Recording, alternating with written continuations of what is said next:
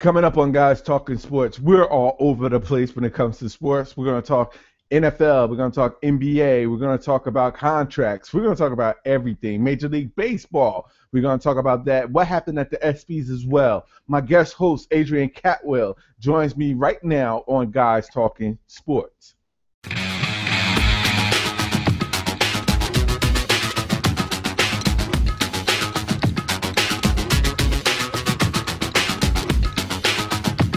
Hey, what's going on, everybody? This is Guys Talking Sports. And first off, let me say thank you to everybody that's been viewing, that's been subscribing. I really do appreciate it. The comments that was made from everybody as far as the tips and ways to help get me going to the next level, I really do appreciate that. But for now, this is Guys Talking Sports. I am Al Qualls, and my guest host with me is none other than my boy Adrian Catwell. So, Adrian, man, how's everything going for you?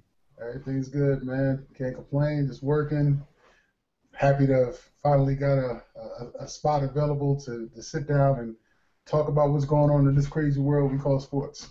Yeah, that's true, man. I really do appreciate you coming back and talking about sports with me, man. I really do appreciate it.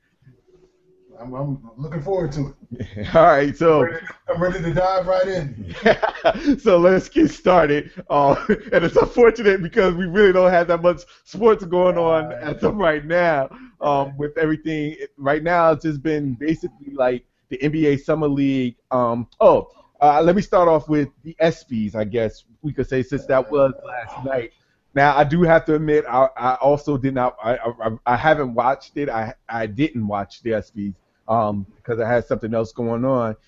But from the comments and everything from everything I was hearing, as far as sports related wise, really wasn't a bigger turnout than I expected it to be, as far as the numbers is concerned. But overall, I think that the Espys do good things for a great cause, and I do tip my hat for them to continue to doing what they're doing, as far as that is concerned. Oh yeah, the Espys are Espys. I'm sure it raises money for the Jimmy V and all that good stuff, But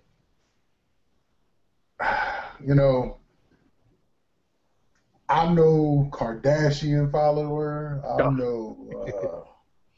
I don't follow all that type of crap, and I'm not hating on Bruce Jenner now, Caitlyn, whatever she is now, Jenner, I guess. I'm not hating on her or him or whatever. But ESPN, the fine work that they do, with the ESPYs, I think they could have found a better candidate for the Courage Award, Arthur Ashe Courage Award, than Caitlyn Jenner. No, don't get me wrong. It takes courage to go out there, especially somebody who's in that type of a limelight, especially being affiliated with the Kardashians and who he was as an athlete back in the 70s, the Olympics, the whole 9 yards.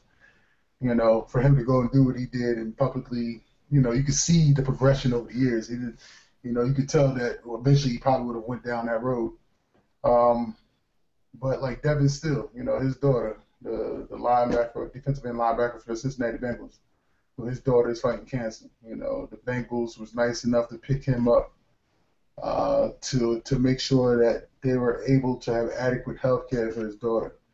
The young lady that played, the freshman young lady that played basketball who recently passed away, who was able to play college basketball, that to me, Courage Award could have been given to that family to say, your daughter fought through all this adversity to get where she wanted to be, was able to experience that experience, and then was able to pass away happy knowing that she got to where she had to be. Things like that to me would have been a much better candidate than to say, okay, this is who I am, Bruce Jenner, just busting out the door saying, okay, now I'm Caitlyn. And now all of a sudden, probably would have been that young lady as the Arthur Ashe Courage Award.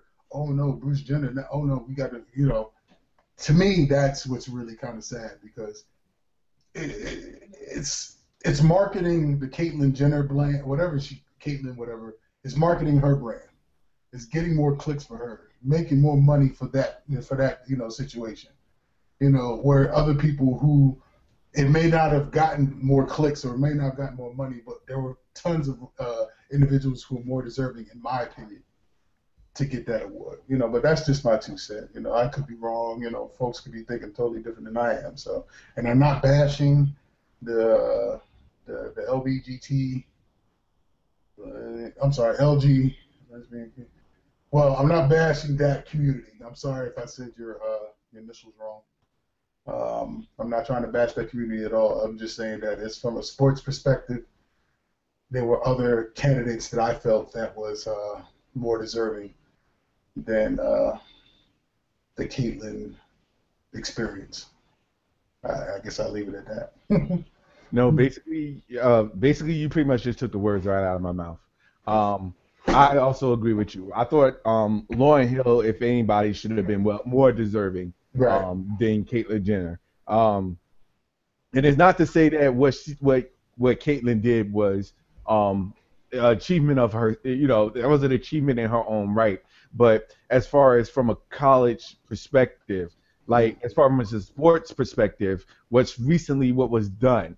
I think Lauryn Hill definitely, for her to play her first game, knowing with everything was going on with her situation, for her to play a college game, I think that was a lot more important than of an actual cause, especially when it comes to dealing with sports. I mean, don't get me wrong, Jenner is a figure, but that was back in his heyday. Exactly. He hasn't done anything at this particular point to point me to say that was encouraging. I mean, let's take even last year with Michael Sam being the first gay person in the NFL. He was playing sports at the time, so that was more understanding and more deserving. Right.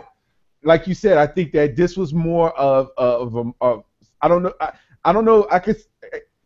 This wasn't just. I didn't think. Basically, in a nutshell, I didn't think that Jenner deserved the award, especially when there was more people more deserving. And I really thought that Lauryn Hill should have got the award, or at least her family should have got the award to at least dedicate in her memory of what she done as far as sports is concerned this year.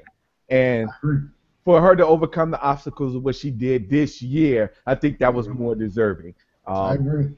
As far as I think that was the most important thing, and I think not saying the Espys was a great award ceremony, but I think they really did drop the ball on this one. And I'm not knocking what Jenner has done in her own right, but it's just the fact that I think that Lauryn Hill was definitely more deserving than Jenner for this award. I agree. But I still think that, from a publicity standpoint, I think ESPN did it because it would draw more eyes to the ESPY. The ESPY gets its draw. It's going to get its major share of the TV watchers. Mm-hmm. Now you put Caitlyn in the scene, you might get 5% or 10% more that you would typically get every year. So, I think that it had everything to do with ratings. But again, I'm not hating. I'm not trying to put down any particular gender or whatever, however, a person goes about wanting to do what they want to do. But I just think, Lauryn Hill would have been an obvious choice. And if they wanted to say, honorable mention, or just to say, hey, and by the way, we know that, Bruce hasn't done anything in 30 years athletically, but it took a lot of courage for him to go down this road and become the person that he is today. Then you could have probably gave off a little side acknowledgement or a little plaque or something. But, you didn't have to dedicate the whole thing just to him. No, I agree with that. And if you really wanted to give him his due, to give him a time to speak, give him a slot to speak what he spoke. But to present the award, I think was just, like I said, I don't think he was deserving more. To be honest, no one was more deserving to me, in my opinion, than Lauryn Hill. If you want to give him the slot to speak and speak out to the people, I have no problem with that. By all means, go for it. But the point is that I think that as far as the award is concerned, I think that Lauryn Hill was definitely more deserving of it. So I agree. Or if you wanted to acknowledge Caitlyn, you could have had Caitlyn present the award. That's That interesting. way, Caitlyn still would have been able to be there and to be part of that award, but wasn't necessarily the one who should have gotten the award. Yeah. No, I agree with that. I agree with that. But let's just get out of the SBs. I Right. know I brought it up because that was last night, but Right. other than that, there wasn't really any surprises or anything like that from what I heard. Um, What about Ronda Rousey throwing throwing a little something at Floyd? ah, That okay. was funny. Now that was a bit amusing. To be honest, I would love to see them go, a couple of rounds. Personally, I think Floyd might get a run for his money No, I think, to be honest, I think she would really knock him out. because I don't think she would have no problem just bull rushing him. Yeah, I mean, especially it's not no, and I'm not saying in her element she would kill him. Oh yeah, In the octagon she would kill him. because he can't And run. yeah, there's no really nowhere to go, and once she Right, grabs him, it's a wrap. right. So Oh, that would be fun. That would be a great charity match. yeah, but he wouldn't do that because of he would want unless they're offering at least a half a billion, he wouldn't do that. That's all about the money for him. Which So, is and I think that which is Ronda fair. would take it. I think Ronda would make it as serious as she can. You Oh, know. she would. I think she would. I think she would TKO. Yeah, yeah. I have to agree with that. I would Yeah. have to agree with that. Let's just put that as a poll out there. Somehow, just put it as a poll. Like, who would you think would actually win a fight between Ronda Rousey and Floyd Mayweather? It'd be interesting to see what the poll numbers show. Man, Ronda Rousey would take that dude, and that's my opinion. That's and everybody can say, but even with the Pacquiao fight, Yeah, I wasn't impressed by that. But then I guess, from my understanding, I'm not an avid boxing fan. yeah. But they say that that's just the way he fights, and if that's the way he fights, I wouldn't want to fight him. What's the point? That is true. That is true. That Because is all he gonna do is run. He ain't gonna yeah, sit there and try to take it. yeah, yeah. No, the strategy, his strategy is it's a bit questionable, but But I mean, it works for him, it so works for him. Yeah, I can't knock it. yeah, it works for him. So Right. yeah, you're right. Can't knock it. Right.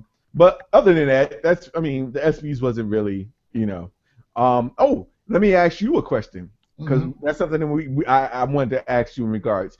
Did you see the Major League Baseball All Star um the weekend? I wanted your take on the format of the home run derby, the new format, I should say. I didn't watch it, Okay. unfortunately, because my little dog, my little 11-pound Yorkie, believes that when a baseball game is on TV, Mm-hmm. that ball belongs to her. Ah, She's seeing a okay. ball thrown and she gets excited. She starts to bark and she won't stop. So Ah, I really can't watch those sort of things because she'll just go crazy. okay. But I did hear about the format, and from my understanding, that it was a resounding result. Like, folks were really impressed that by putting a time limit in it and so many pitches, or however, I believe, that it really added a nice element of intensity, and a nice element of is the batter gonna be able to blah blah blah? Because I heard that the kid Frazier, I believe, Mm-hmm. from Cincinnati, who won it, um, he was down so many, like 6 home runs with like less than a minute left or something like that. Mm-hmm. Mm-hmm. And then, because of whatever he did, he managed to gain some additional time, and he got the winning home run on the very first pitch. And I wish I could have seen it, but I heard it was really good. Like, fans really embraced it, so I think they might be on to something with that. Yeah, when I first heard it, I had to admit I was like a little hesitant Mm-hmm. because of how it was going to be. But in actuality, I saw a couple of people step up to the plate to do it. and I thought to myself, wow, I could really sit. To be honest, I could sit here and actually watch it. And I'm not really an avid baseball fan, but to say to myself, you know what, this is what I honestly have to say that it was more enjoyable that way. Right. So I had to admit that once they did that, I had to admit I found myself wanting to see more of it. Mm-hmm. I thought, in all, the whole major league, the All Star Weekend I thought it was a good success. But they still are missing, I think, viewers. I think they still got to find a way to capture more viewership, I should say. Well, you know, um,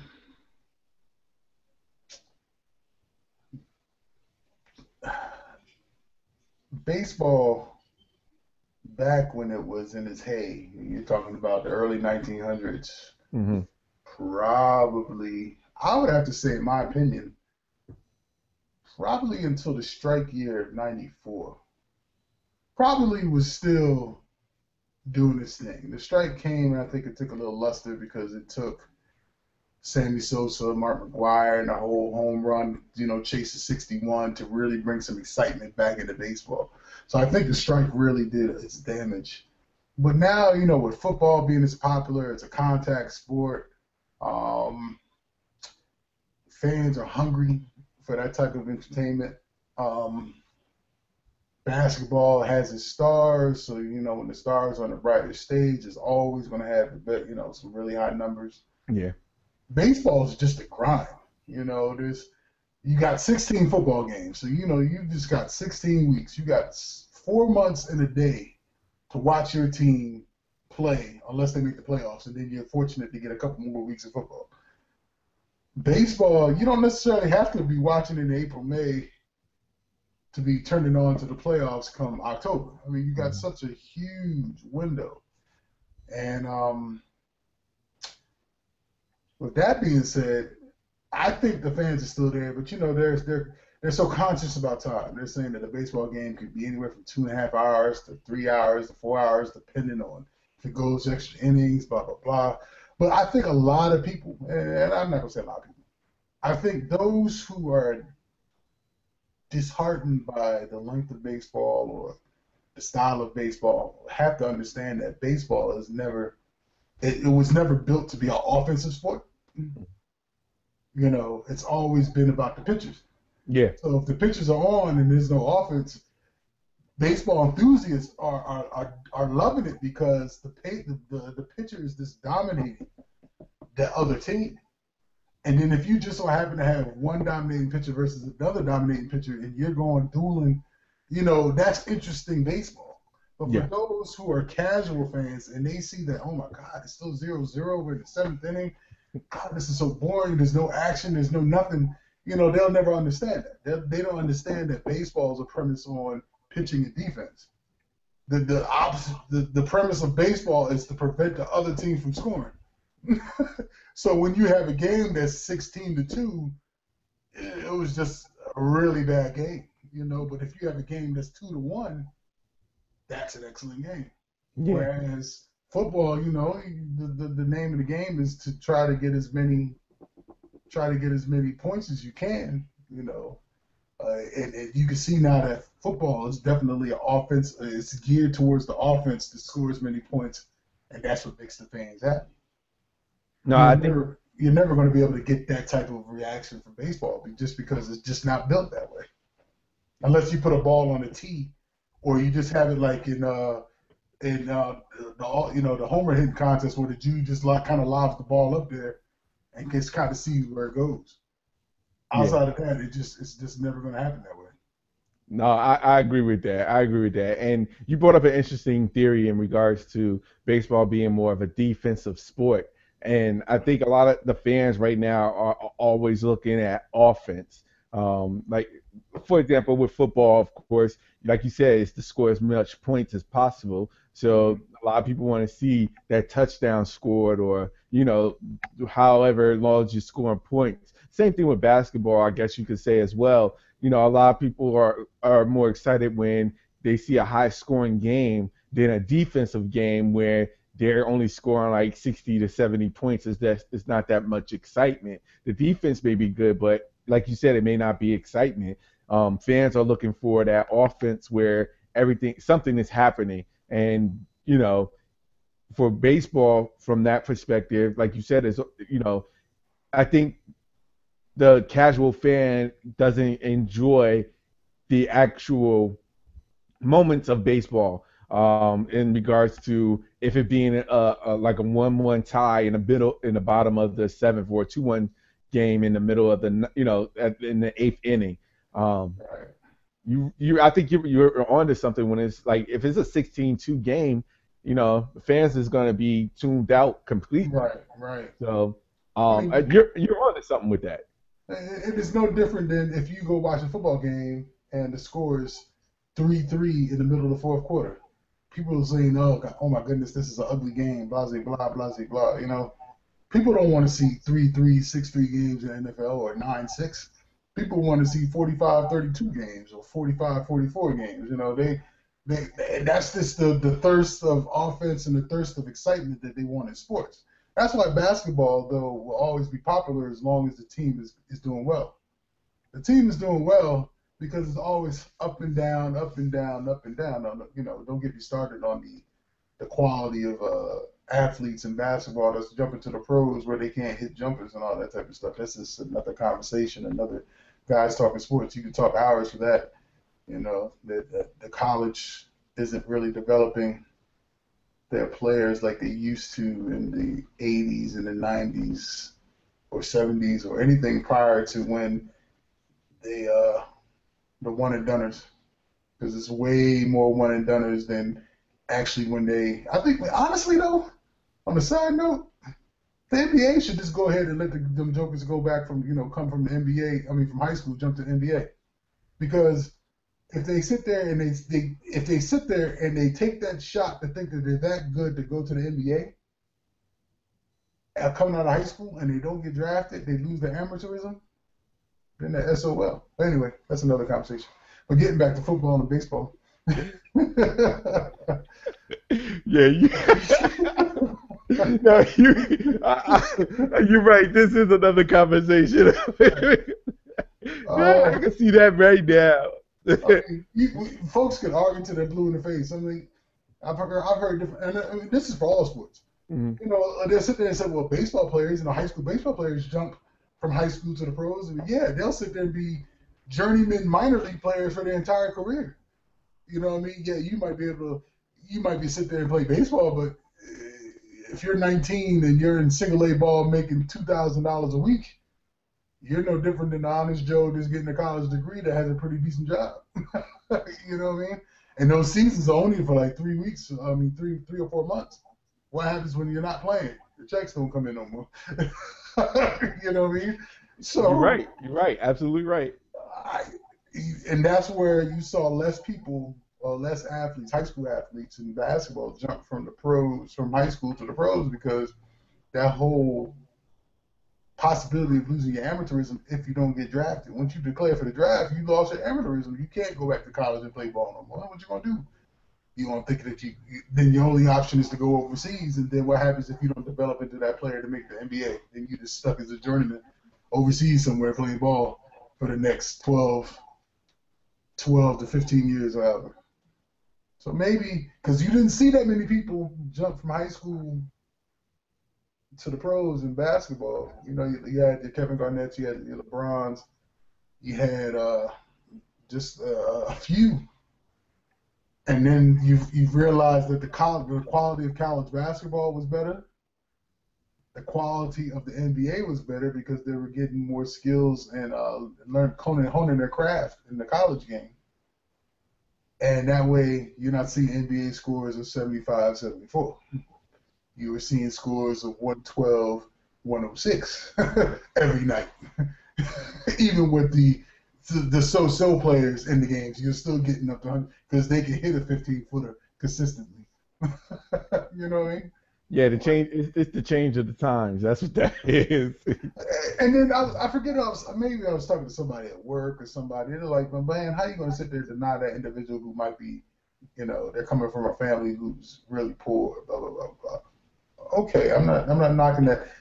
Those folks are coming from that type of a situation, but they shouldn't grab the cash. But maybe I don't know. There's got to be a way to fix it because I believe basketball, though basketball is fun, I believe that it's just not as fun as it used to be. Because and I'm really off tangent because I know we were talking about baseball. No, it's okay. No, it's okay. No, the thing is that the rules have changed. So it's not. I mean, they try to do things as far as adaptability, and that goes in all sports. Whether it's moving the field goal kick to, I mean, back a couple of yards, or like you said, changing the rules of how you guard a player in the NBA, or the instant replay with baseball and hockey. I mean, there's rules that's going to adapt to try to make things work for each sport, and sometimes it works for them, and sometimes it doesn't. And you see how it's like affecting the fans, or how the fans are reacting towards it nowadays, than what it was in the past. So Hmm. how it, I mean, whether it becomes a positive or a negative, I guess time will tell. Right, right. Well, I'm curious to see how things progress with that. Yeah. I'm curious to see how the new commissioner for Major League Baseball will try to increase the speed of the game. But personally, I have no problem watching the baseball game if Hmm. my dog wasn't uh, so wanting that ball. Yeah. But I tell you what, I love going to the park. You can't tell me there's nothing better than going to a baseball game, sitting down at the park and actually watching the game. It's regardless of 2-1 or 15-3. That experience is an experience like none other. You That I have to agree with you on. I do agree with you on that. know. Now, but I guess what else can we talk about in the next? I mean, the Des That's Bryant, right. Demarius Thomas. Yeah, yeah. Personally, me, I think Dez played it right. Dez wanted his contract. Dez said, "This is what I'm going to do," and he just kept reiterating it ever so often. He wasn't whining in the media. He wasn't talking to the media. He just go on Twitter, say what he got to say. That's that. And he got what he wanted. He got what he deserved. I should say it like that. Yeah, I was about, yeah, he definitely got what he deserved. And if more athletes, football, NFL athletes, and that, didn't whine and moan about XYZ and just kind of just play hard, play the game hard, but in a way that I'm talking about contracts. Hmm. Play it close to the chest and just let them know that you're not settling for whatever you're trying to tell me, knowing that you're one of these stars and one of the players that get you there. Then I can't knock the Demarius Thomas for wanting what he want. I guess the Houston kid out of Kansas City. Hmm. Obviously, Kansas City feels as though he's worth $101 million. Hmm. I mean, who's the man to sit there and say, "Nah, don't give me $101 million"? Granted, he probably won't see all of that $101 million, but because this the guaranteed money in the NFL that's more important than the contract Exactly. itself. And that's Exactly. another thing I don't really care about. I don't care for in the NFL as far as how their contracts are situated. That if you get cut, that's it. Your check stops. If they went towards the more guaranteed contract, like what I think I read an article where Barry Bonds is still getting $1 million a year from the Mets, and you'll be getting $1 million from the Mets until sometime after 2020, Yeah. 2030 or something like that. Hmm. When he signed that ridiculous contract, they made it so that once you retire, you just get $1 million every year. Man, his family is set for life. And mind you, $1 million after taxes is probably only $600,000. But if he has a daughter, you trying to tell me she can't live comfortable off $600,000 a year? and I'm sure she working. That is true. You That's know, true. The contracts basically, whoever negotiates these contracts, they player is a player driven league. I mean, at this particular point, owners, I always say this, it is a player driven league. The owners, all they do is just they pay out the checks. They mm-hmm. pay out the checks to these players, and the players is what makes that makes the league at this point. Right. I mean, that's a given. It's what makes this league, and you have to do whatever you can to keep the best players that's out there on your team. And these contracts is just sometimes it's just contracts as a whole. Sometimes I just be sitting to myself and thinking, "Wow, are you really serious?" Like, like a perfect example, like you said, with Barry Bonds still getting paid, Oh, till it's re- not till they Barry. retire.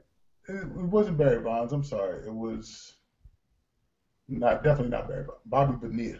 Ah, okay, yeah, that makes sense because he played for the Nets. Right. But Bobby Bonilla. Was like it even Bobby Bonilla? I think so because I do believe he played for the Mets Mm-hmm. a while back.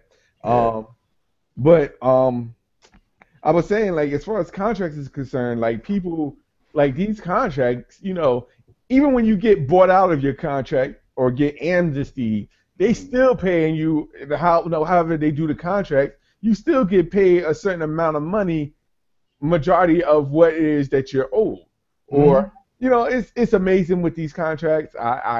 You know, it kind of Yeah. made me wondering why I should have just continued on sports, playing Right. sports, get a contract like that. But that's neither here nor there. The point I'm I making is mean, that these players and these contracts they control pretty much these sports, right. the leagues as a whole. The owners doesn't really control the league. It's really the players that control the league. And it's crazy because I mean, you talking about that buyout like D. Will. The Nets bought him out. I think they bought him out for like 16 mil. Nah, no, it's 27. They bought him out for 27 million, Yeah, and then he still signed a 2-year, $10 million contract with yes, Dallas. So he's getting his 27 mil plus another yes, 10. So yes. it's not like and then and The then it was 20, the 27 million is not all in. I don't think it's all lumped. I think it's in over a period of a certain amount of years. so when he retired, he's still collecting the check. Man, the best Social Security money to buy, I tell you, boy. When I heard that, I couldn't help but chuckle because they just finished. Here's the crazy part: they just finished paying off the last money owed to Travis Outlaw. I think this was last year. Travis Outlaw hasn't played for the Nets in over 7 years now, 5 to 7 years. Mm. So imagine, like when I heard that they just finished playing Travis, I'm like, Travis Outlaw don't even play in the NBA no more. So he's just collecting check after check because of the money that they still owed him from his contract when they bought him out. I was Mm-hmm. like, these contracts, outrageous as it sounds sometimes, Mm-hmm. I just now made it. It just makes it more acceptable to me about where players stand in the league. That's pretty much what it does. See, what I appreciate with baseball with these type of contracts, like when A-Rod was playing when he left Seattle and went to Texas to get that 10-year, $252 million contract.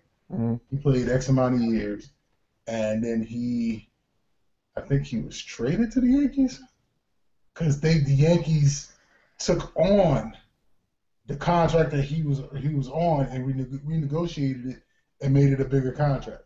Mm-hmm. You know, that left Texas with only paying a small portion of what they owed, and the Mm-hmm. new team had to pick up the slack. Yep. See, that's what makes baseball so beautiful when it comes to contracts and stuff. The teams are like, look, we're paying this joker $20 million a year over 4 years. It's $80 million. Mm-hmm. He's in year two. He's declining, at least in our eyes. Another team takes a flyer on him. They trade him. They have to kind of pony up some pieces, but the new team will take on that contract and say, okay, we're going to see what you can do. Now, what's funny, you talk about this, when you talk about, you heard the comments John Wall said about Reggie Jackson and his 4-year, $80 million contract or whatever his whatever contract Reggie Jackson from Detroit? Yeah. No, I didn't hear the comment. What was the comment? Oh, I believe to the extent that John Wall was like, wow, I'm not knocking Reggie Jackson from getting his big contract, but he's like, he's not even on the same level as me, and he got the same contract I got. But he said, but don't get me wrong, I'm not knocking that he got paid. I'm just like, he's like, this whole salary thing is out of whack because you trying to tell me Reggie Jackson is all-star elite like John Wall, and it's like all these players are getting paid ridiculous amount of money that really not worth the ridiculous amount of money that they're getting, especially in the NBA. I didn't know. I gotta laugh at that. Yeah. I didn't know he. So, okay, that was funny. I'm sorry. Yeah. But yes, that is true with the NBA players. And I said this from the jump when the free agency hit that players is gonna players are gonna get paid overpriced. Like teams are gonna overpay the average Joe the same amount of money that they would pay actual stars because of the fact of their need for that particular player. Right. It's basically just how it is. A person that's averaging like 10 points a game. I'll give you a perfect example. Like let's say for example DeAndre Jordan. Like they offered him like the max to keep him in LA. DeAndre Jordan, as well as he is don't get me wrong, great dunker, great rebounder, great defensive player, but to be offered the max, some people may have problems with that, especially if he's not averaging them. I don't believe he's averaging over 15 a game, but the point I'm making is that he's a valuable piece. That's why they offered him the max. And players, especially that was free agents, there was some rumbling about the offers that people got. Now, majority of the free agents that got offers, they were reasonable, I should say, especially because of the cap that's coming up next year. But, of course, you're going to always have these people, some players who believe that these people they might be getting overpaid because of their value or their lack of value for their team. You can't really compare John Wall, and John Wall should know that he can't really compare he can't compare his value to his team in any different to how Reggie Jackson would be valued to his team. Right, I agree. But it's now I want to see when Detroit plays Washington. That's gonna happen. I want to see them go 1-on-1. Don't go at it. But it was funny you brought up DeAndre Jordan because I think it was Barkley that said a couple of days ago that DeAndre Jordan got this crazy contract, but he said put him in a situation where he can't dunk. He's just averaging 6 points a game. He might get you rebounds and he might get you block shots, but he's only giving you 6 points a game, but yet he's demanding max money. Like I said, I can't knock him for doing that, especially because he was he was very a lot of teams were looking at him this year. So, I can't knock him. If I'm like averaging 10 points a game and I know a lot of teams is looking at me to offer to play with them, I'm going to go for the max, whoever's going to give me the max. Same thing with Greg Monroe. I think he got the max for a certain amount of time. He's now with Milwaukee. Right.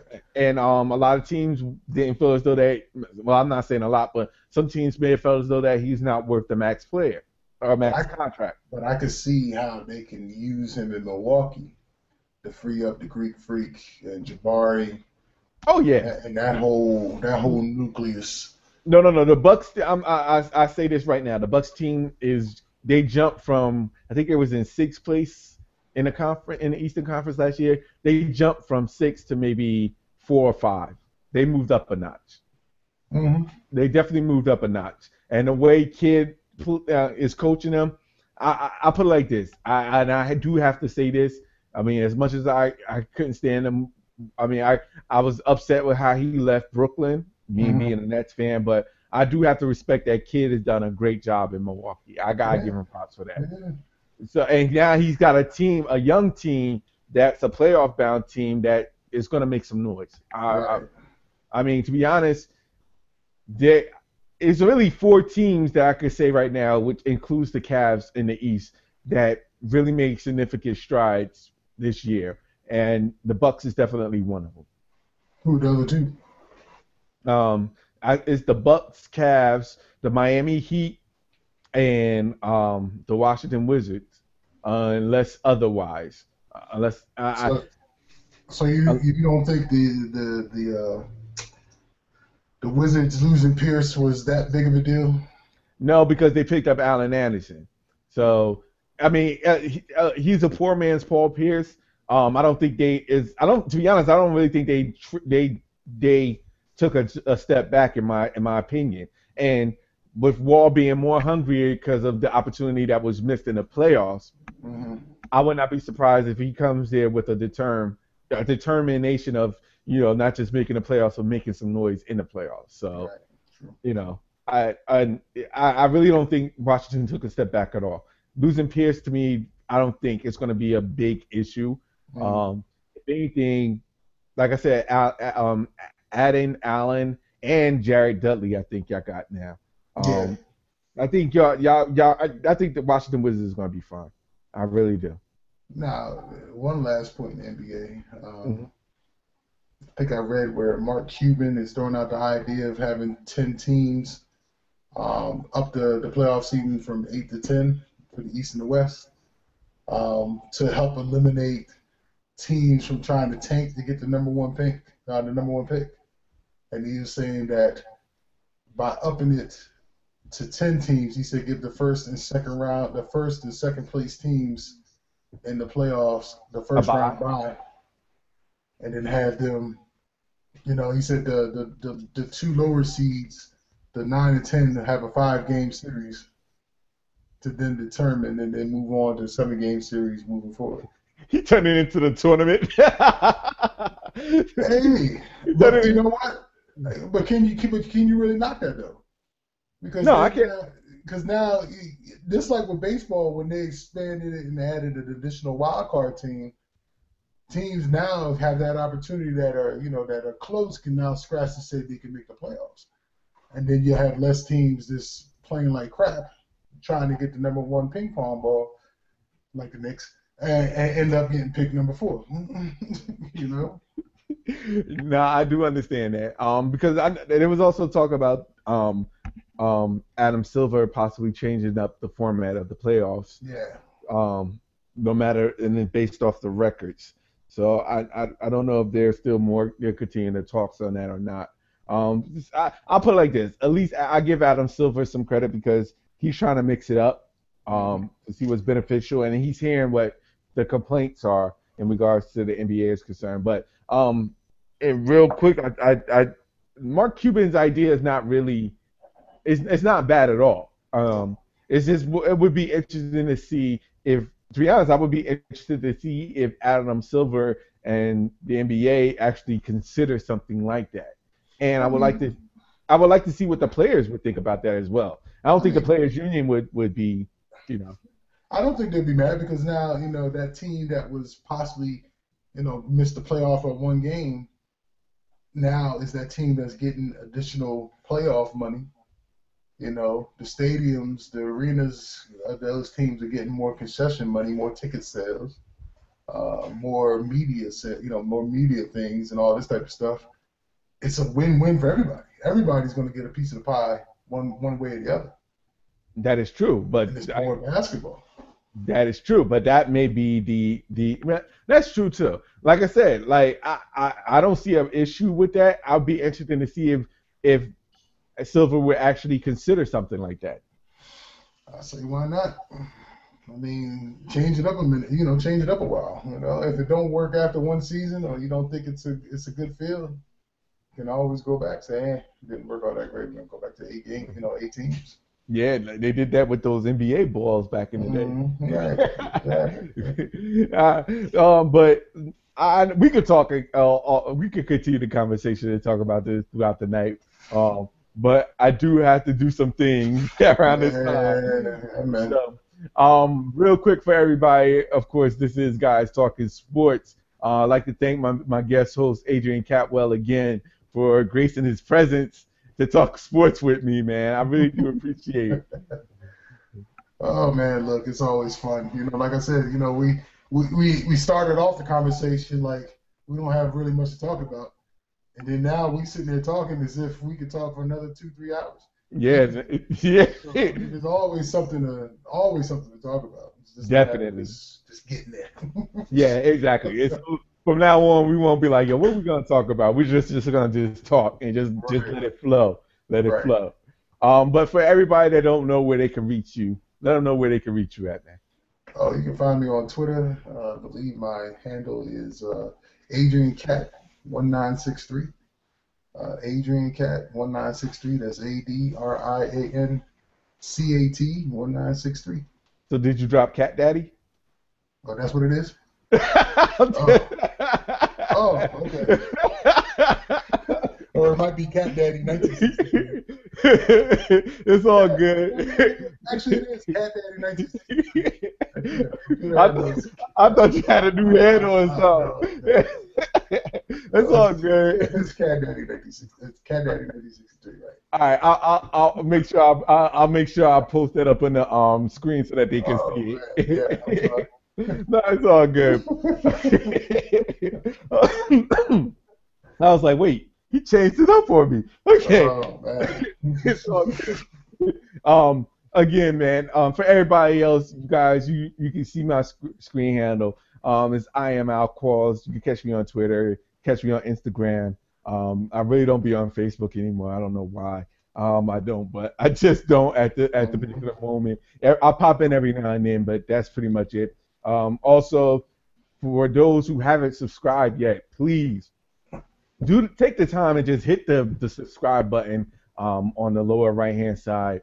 Really would appreciate it. I appreciate all the subscribers that's out there. I really do thank y'all because now we're taking off. We're getting a lot more subscribers, and I do appreciate it. Take the time to say thank you to everybody else. Guys, we'll be on YouTube. It'll be broadcast. We're on YouTube now. We're gonna have a new channel for Guys Talking Sports in the upcoming weeks. But for now, I'd like to thank y'all for watching. And until next time, when we see you, take care. Have a great night, everybody.